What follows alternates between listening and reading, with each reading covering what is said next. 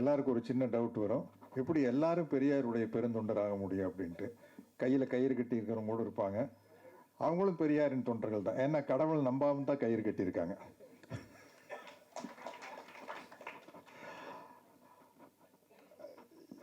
எனக்கு வந்து நம்ம ராஜ்குமார் பேசும்போது சொன்னார், வேலுப்பிரபாரனுடைய உதவியாளர்னு சொன்னோன்னு அவருக்கு நான் படம் நடித்து கொடுத்தேன் அப்படின்ட்டு. ஏன்னா நான் வந்து பெரிய அளவில் வேலுப்பிரபாரன் சாருக்கு வந்து நன்றி கடன் போட்டிருக்கேன். பொதுவாக பெரியாரிஸ்டுகள் வந்து சமூக மகிழ்ச்சிக்காக பாடுபடுறவங்க. பெரியாருடைய முக்கியமான குறிக்கோள் சமூக மகிழ்ச்சிக்காக பாடுபடுறவங்க. அவங்கெல்லாம் எப்போவுமே வந்து ஒரு பெரிய புரட்சிகரமான சிந்தனையோடு இருப்பாங்க. எனக்கு அந்த சமூக மகிழ்ச்சியில் அக்கறை இருக்குது. அதையும் தாண்டி தோழர் விடுதலை ராஜேந்திரன் அவர்கள் சொன்ன மாதிரி நான் எப்போவுமே ஜாலியாக இருக்கிறேன் அப்படின்னு பேசுவேன் மேடையில், பெரியாருடைய தொண்டனாக இருப்பதனால் மட்டுமே. ஏன்னா ஏன் இன்னைக்கு நான் வந்து அந்த ட்ராக் எடுத்து பேசணும்னு ஆசைப்படுறேன்னா, இன்னைக்கு யூடியூப் அங்கே இங்கே எங்கே பார்த்தாலும் மகிழ்ச்சியோடு இருப்பது எப்படி, இது சம்பந்தமான யூடியூப் வந்து எக்கச்சக்கமாக வந்துட்டு இருக்குது சோசியல் மீடியாவில். அப்போ எல்லாருமே மகிழ்ச்சியை நோக்கி அலையிறாங்க. நான் என்னுடைய தனிப்பட்ட எக்ஸ்பீரியன்ஸில் சொல்கிறேன், நீங்கள் மகிழ்ச்சியோடு இருக்கணும்னா கடவுள் என்ற கற்பனை உட்பட எந்த விதமான மூட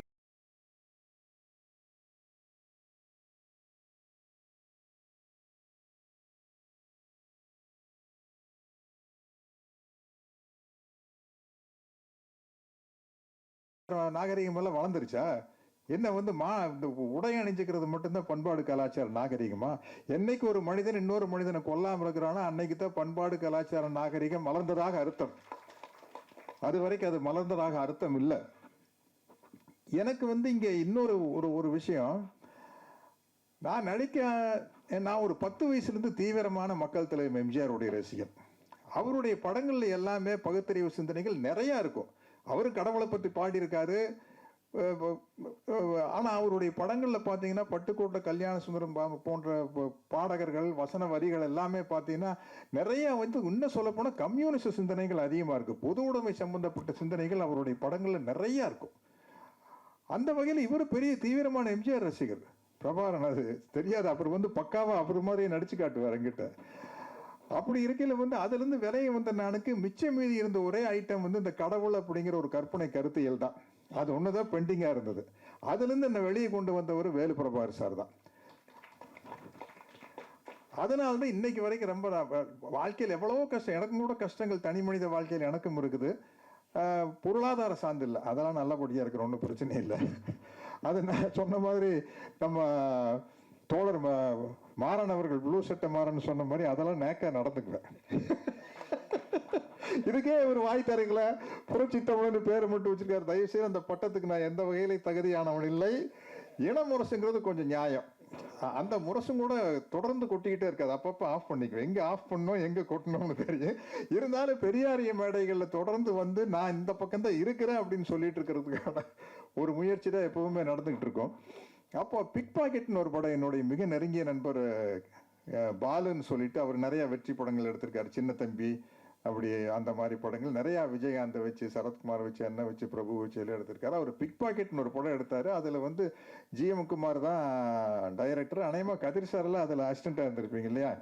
அதில் வந்து ஒரு லிவிங்ஸ்டன், விஸ்வம் எல்லாம் நீங்கள்லாம் அப்போ ஒரு மாடர்ன் டீம். அந்த புதுசாக பாக்யராஜ் சார்கிட்ட இருந்து வர்றவங்க அப்படிங்கிற ஒரு மாடர்ன் டீம் இருக்கும். ஆமாம், ஜீன்ஸு லூஸாக ஒரு ஜிப்பா, ஒரு ஜோல்னா போய் அது இருந்தால் ஆர்ட் ஃபிலிம் எடுக்கிறவங்க. அப்போ அப்படி ஒரு காலகட்டம் இருந்தது.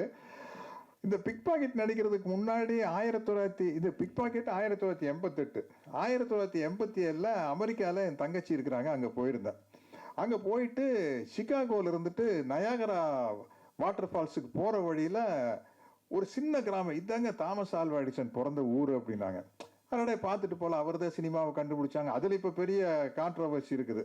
அவர் கண்டுபிடிக்கல, லூயி பிரதர்ஸுங்கிறாங்க, என்னமோ ஒன்று. சரி, தாமஸ் ஆல்வா எடிசனுங்கிறது சினிமாவுக்கு வந்து ஒரு ஆரம்பித்து வச்சவர் அப்படிங்கிற முறையில் அவருடைய கிராமத்துக்கு போனால் ரொம்ப சின்ன கிராமம், அதில் அவருடைய கண்டுபிடிப்புகள் எல்லாம் இருக்குது. அவருடைய சிலை ஒன்று வச்சுருக்காங்க.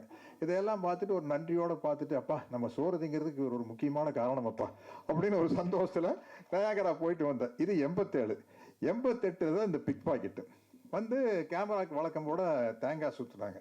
சுற்றணுன்னு பிரபாகர் சார் வந்து, யோ கொஞ்சம் தள்ளி நின்று சுற்றுங்கப்பா, புகை லென்ஸில் அடிச்சுட்டா படம் சரியாக வராதுப்பா அப்படின்னாரு. சரி எங்கடா ஒரு டைப்பாக பேசுவாருன்னு சொல்லிட்டு ஷார்ட்டுக்கு நடுவில், என்ன பிரபாகர் சார் அப்படின்னா, சார் கேமரா கண்டுபிடிச்சி தாமஸ் ஆல்வா எடிசன் பிறந்த ஊரில் தென்னை மரமே கிடையாது சார். அவன் கண்டுபிடிச்ச அனுப்புனா இங்கே வந்து தேங்காயை சுற்றுறாங்க சார். ஏதாச்சும் ஒரு பிளம்ஸோ பேரிக்காயோ ஆப்பிளோ சுற்றினா நியாயமாக இருக்கு சார். எனக்கு போன வருஷம் தான் அந்த ஆள் பிறந்த ஊருக்கு போனோம், உண்மையிலேயே அங்கே தென்னை மரம் இல்லை. கரெக்டாக இவர் ஏதோ ஒரு விளையாட்டுக்கு சொல்லிக்கிறார். அதுக்கப்புறம் பிரபாகர் சார் கிட்ட உட்காந்து ஷூட்டிங்கு கேப்பில் வந்து இதை பற்றியெல்லாம் பேச ஆரம்பிக்கல. எனக்கு வந்து ஐயா பெரியாருடைய அவர் பேசுனது எல்லாம் தொகுப்பாக கடவுள்னு ஒரு சின்ன புஸ்தகம் ஐயா இருக்கு இல்லைங்களா, தலைப்பு கடவுள். அதனால தான் இந்த படத்துக்கு கடவுள்னு பேர் வச்சிருப்பான்னு நினைக்கிறேன். கடவுள் அப்படிங்கிற ஒரு புத்தகத்தை எங்கிட்ட கொடுத்து, நீங்கள் படித்து பாருங்க சத்யராஜ் சார், படித்து பார்த்துட்டு நீங்கள் என்னென்னு டிசைட் பண்ணுங்க அப்படின்னாரு. படித்து ஒரு 2-3 நாள் கொஞ்சம் குழப்பத்திலேயே இருந்தேன். என்ன நம்ம பிஸ்னஸ் பார்ட்னர் ஆச்சே கடவுள். இப்போ பல வருஷமா எனக்கு பிஸ்னஸ் பார்ட்னர். பரீட்சையில் பாஸ் பண்ணால் மொட்டை அடிச்சிருக்கேன். அதில் வந்து சும்மா பாஸ் ஆனால் மருதமலை மட்டும், என்ன எங்கள் ஊருக்கு பக்கம் கோயம்புத்தூர்லேருந்து கொஞ்சம் டக்குன்னு போயிடலாம். 60 மார்க்கு மேலே வாங்கினா மருதமலை அண்டு பழனி, நிறைய வாங்கினா மருதமலை பழனி திருப்பதி, இப்படியெல்லாம் டீல் பேசியிருக்கிறோம். அப்போ நான் நடித்த படம் ஒன்றா உனக்கு இது பண்ணுறேன் அது பண்ணுறேன் நல்லா பேசி நம்ம ஒரு பிஸ்னஸ் பார்ட்னர். டக்குன்னு வந்து யாரோ ஒரு தாடி வச்சுட்டு ஒரு பெரியவர் சொன்னாருங்கிறக்கா இல்லைன்னு சொன்னால் நைட்டு தூங்கும்போது வந்து கண்ணை குத்திட்டு எங்கேப்பா போகிறது அப்படிங்கிற ஒரு பயம். படிச்சுட்டு ஒரு 2 நாள் யோசிச்சு பார்த்தோன்னே சுத்தமாக கடவுள் நம்பிக்கை போயிடுச்சுங்க. இந்த கடவுள் நம்பிக்கை போயிருச்சுன்னு பேசையில வந்து நம்ம ஏதோ குறிப்பிட்ட மரத்தை பற்றி சொல்கிறதா எல்லாரும் நினச்சிக்கிறாங்க. இப்போ கூட ரீசெண்டாக என் மேலே அப்படி ஒரு சில பேர் ஃபீல் பண்ணுறாங்க. எனக்கு வந்து கடவுள் இல்லைன்னா எந்த மரத்தை சேர்ந்த கடவுள் மேலேயும் நம்பிக்கை இல்லை, அவ்வளோதான். அது மாதிரி வந்து இந்த குறிப்பிட்ட மரத்தை சேர்ந்த கடவுள் அப்படியெல்லாம் கிடையாது, எந்த கடவுள் மேலேயும் எனக்கு நம்பிக்கை இல்லை. இப்போ இதுலேருந்து வெளியே வந்தோடனே வாழ்க்கை வந்து ரொம்ப இலகுவாக இருக்குது. அதுதான் வந்து தோழர் விடுதலை ராஜேந்திரன் அவர்கள் சொன்னாங்க. எந்த கன்ஃபியூஷனுமே இல்லை. நல்ல நாள் கெட்ட நாள், ராகால யமகண்ட அஷ்டமி நவமி நோன்பு, குட் ஃப்ரைடே பேட் ஃப்ரைடே, 13ஆம் நம்பர் 8ஆம் நம்பர், இது எதுவுமே இல்லைங்க. எதுவுமே இல்லாத போது லைஃப் வந்து ரொம்ப ஜாலியாக இருக்குது. நான் அதான் சொல்லுவேன், நல்ல நேரம் கெட்ட நேரம் பார்க்குறவனுக்கு நல்ல நேரம் கெட்ட நேரத்து மேலே தான் நம்பிக்கை இருக்க ஒழிய கடவுள் மேல் நம்பிக்கை இல்லை. கடவுள் மேல் நம்பிக்கை இருந்தால் நல்ல நேரம் கெட்ட நேரமே பார்க்க மாட்டான். அது மாதிரி லைஃப் ரொம்ப ஃப்ரீயாக இருக்கிறது காரணமே வந்து நான் வந்து பெரியாரின் தொண்டனாக இருப்பதால் தான். இன்னைக்கு வந்து அவர் வந்து சமூக விடுதலைக்காக பாடுபடுறாரு, ஜாதி மத ஏற்றத்தாழ்வு ஒழிக்கிறதுக்காக தந்தை பெரியாருடைய தொண்டர்கள் பாடுபடுறாங்க, பெண் விடுதலைக்காக பாடுபடுறாங்க. இதெல்லாம் வந்து இவங்கள மாதிரி பெருந்தொண்டர்கள் பாடுபட்டோம். என்ன மாதிரி ஒரு சராசரி மனுஷன் நல்ல சுயநலத்தோட வாழ்றவனுக்கு நம்மளுக்கு ஒரே குறிக்கோள் தாங்க இருக்கு வாழ்க்கையில, ஜாலியா இருக்கணும். அதுதான் நம்மளுடைய குறிக்கோள்.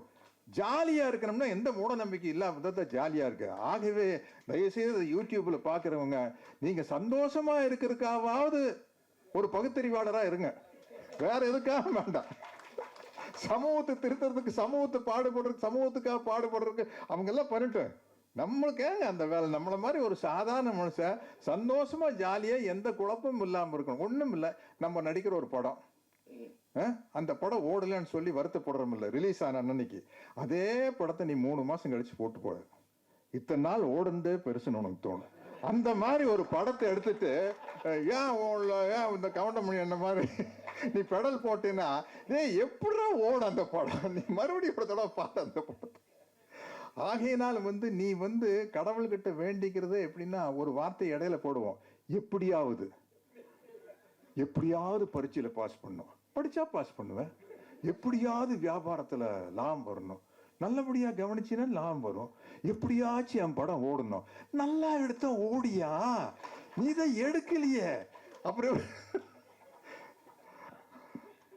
அப்படியே ஒரு தெளிவான சிந்தனை வந்து ரொம்ப மகிழ்ச்சியா இருக்கிறதுக்கான ஒரு விஷயம். ஏன் சொல்றேன்னா, வேலு பிரபாகர் சாருக்கு நான் ஃபோன் பண்றேன், இப்படி ஹாஸ்பிட்டல் அட்மிட் பண்ணிட்டாங்கன்னு அவருடைய நம்பர் இருந்தது. ஃபோன் பண்ணோன்னா நம்ம பொதுவாக இந்த மாதிரி ஹாஸ்பிட்டலில் இருக்கிறவங்களுக்கு ஒரு ஆறுதலாக 2 வார்த்தை சொல்லலான்னு ஒரு தைரியம் சொல்றதுக்காக பேசுவோம் இல்லையா. பிரபாகர் சார் நம்ம உதாரணமா என்ன சொல்வோம், இப்படித்தான் எங்க பெரியப்பாக்கு 3 தடவை பைபாஸ் நடந்திருக்குது, அவங்களுக்கு 2 தடவை நடந்திருக்குது, எல்லாம் ஜாலியா இப்ப வாக்கிங் போயிட்டு சுத்திட்டு இருக்கிறாங்க அப்படின்னு சொல்லாங்கிறதுக்காக ஃபோன் பண்ணி அவரை வந்து மனசை தேத்துறதுக்காக ஃபோன் பண்றேன்.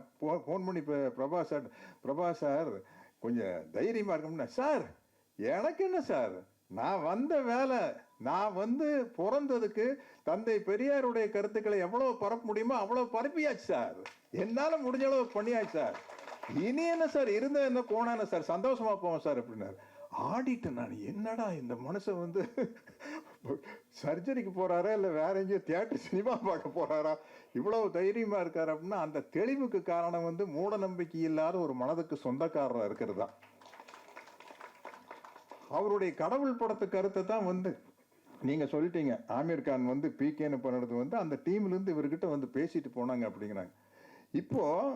இப்போ நம்மளுக்கு முன்னாடி ஒரு முக்கியமான கடமை இருக்குது. வேலு பிரபாகர் சாருடைய கனவுகளை நனவாக்குவதற்கான கடமைகள் என்னன்னா, இன்னைக்கு நம்ம சங்ககிரி ராஜ்குமார் அவர்கள் வெங்காயம் படத்து டைரக்டர், நம்ம தோழர் ப்ளூ சட்டை மாறன் மாதிரி ஆளுகிட்ட எல்லாம் நான் என்ன சொல்றேன்னா, இன்னைக்கு வந்து உண்மையிலேயே சென்சார் ரொம்ப கெடுபிடி ஆயிடுச்சு. நம்ம நினைச்சதை வந்து சினிமாவில் சொல்றதுங்கிறது வந்து ரொம்ப கஷ்டம். சென்சார் ஆகி நெட்ஃபிளிக்ஸில் வந்து அன்னபூரணி படத்தை தூக்குறாங்க. அப்போ நம்ம இந்த சோசியல் மீடியா மூலமா தான் இந்த பகுத்தறிவு சிந்தனைகளை பரப்பக்கூடிய ஒரு சூழ்நிலையில் இருக்கிறோம். ஆனா இன்னைக்கு நம்ம ஆளுகள்லாம் டீமுகள்லாம் சூப்பரா ரெடியாகி யூடியூப் சேனல்ல வந்து பின்னி பெடல் எடுக்கிறாங்க. அது விவாத மேடையிலாம் போய் உட்கார்ந்தாங்கன்னு வச்சுங்க, நம்ம தோழர் மரிவதன் மாதிரி ஆளுகள்லாம் ஒன்று பேசுறதுக்கே வழி இல்லை.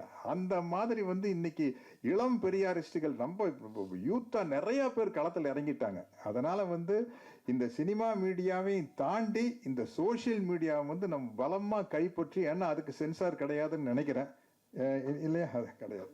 அந்த சோசியல் மீடியா மூலமா வந்து ஐயாவுடைய கருத்துக்களை மிகப்பெரிய அளவில் கொண்டு போகணும்.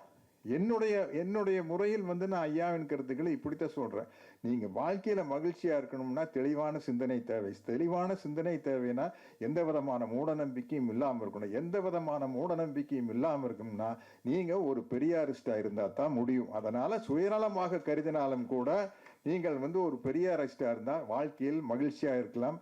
அந்த பாதையை எனக்கு போட்டு கொடுத்த என்னுடைய அன்பு தம்பி, அவர் என்னை விட 2 வயசு சின்னவர், வேலு பிரபாகரனுக்கு இந்த நேரத்தில் அவருடைய குடும்பத்தாருக்கும் சேர்ந்து என்னுடைய அனுதாபங்களை தெரிவிச்சுக்கிறேன். ஏன்னா வந்து ஒரு குடும்ப சப்போர்ட் இல்லாமல் இந்த மாதிரி ரேஷனல் திங்கிங்குள்ளே போகிறது ரொம்ப கஷ்டம், ரொம்பவே கஷ்டம்.